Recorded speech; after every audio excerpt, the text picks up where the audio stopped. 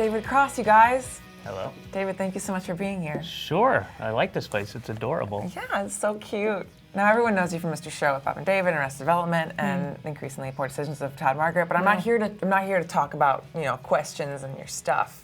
We're here to just Why did you put parentheticals around or quotation marks around questions? Because it would they would be questions. I know, but it would feel like that to me. That's just an ism of mine. Okay, it's almost like this part of your hand is dancing.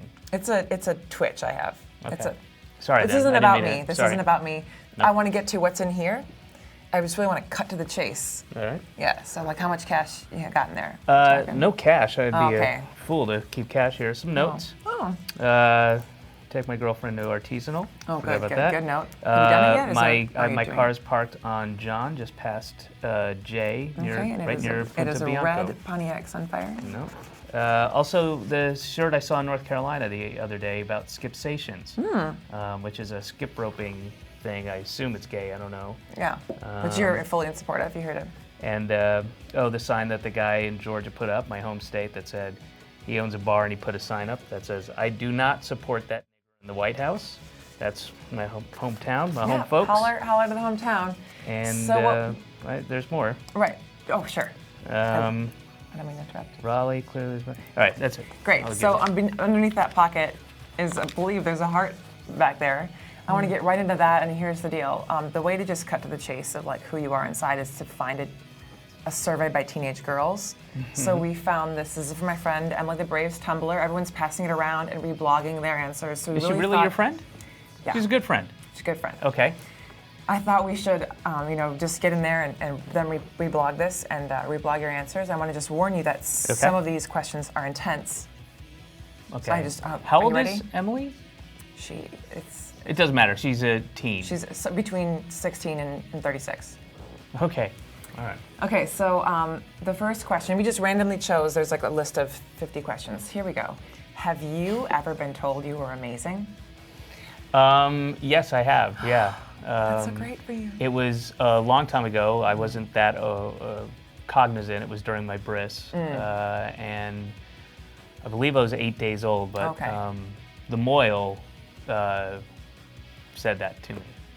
Whispered it in my ear. And do you have the faint memory of it, or someone has told you this story's been passed down to you? I'll be honest with you.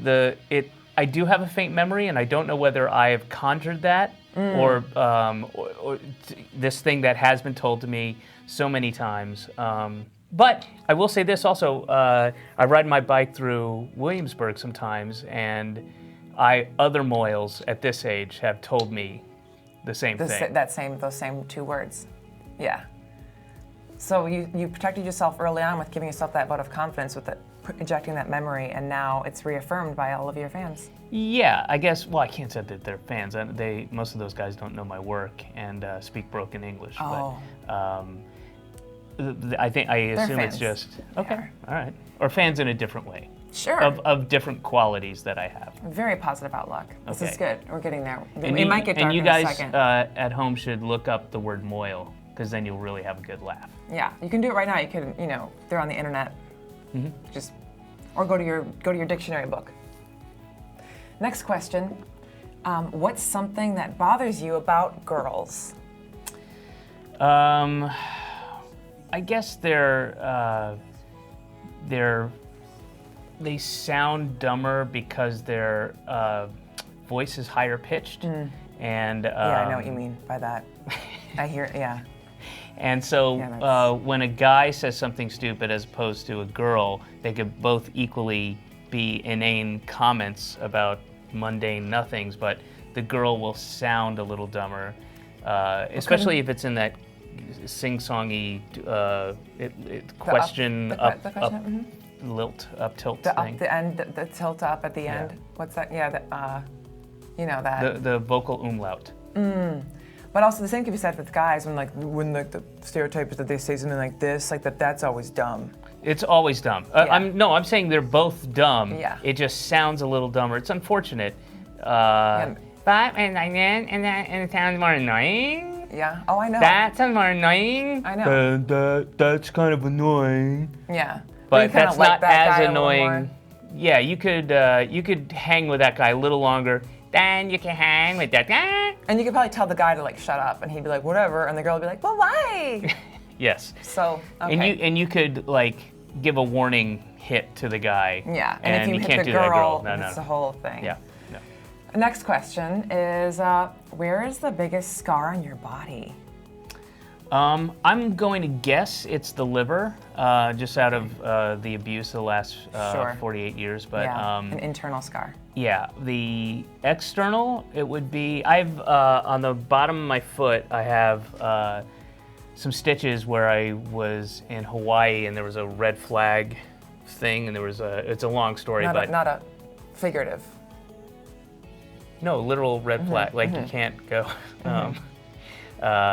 And I went out anyway, and then there were, it was one of the very few times I thought I might die, and I had time to think about the possibility of dying.